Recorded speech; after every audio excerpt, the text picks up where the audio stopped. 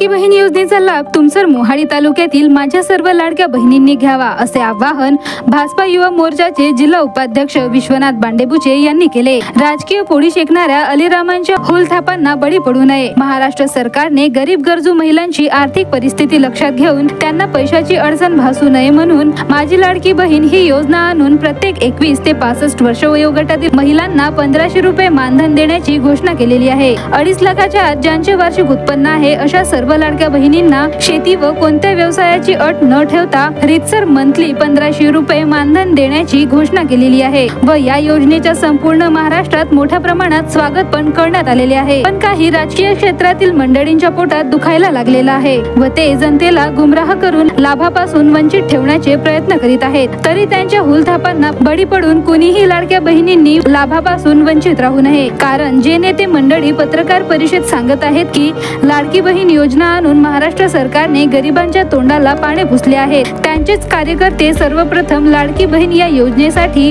कागदपत्र जमविण्यासाठी धावपळ करताना दिसत आहेत। आणि जर त्यांना ही योजना फसवी वाटत असेल किंवा लाभ कमी वाटत असेल तर त्यांनी व त्यांच्या कार्यकर्त्यांनी माझी लाडकी बहीण योजनेचा लाभ घेऊ नये। त्यांच्यासाठी राहुल गांधी यांनी सुरू केलेले खटाखट योजना ठेवलेली आहे। त्यांच्या खटाखट योजनेचे 8500 चा लाभ फटाफट घ्यावा असे आवाहन भारतीय जनता पक्ष युवा मोर्चाचे जिल्हा उपाध्यक्ष विश्वनाथ बांडेबुचे यांनी केलेले आहे।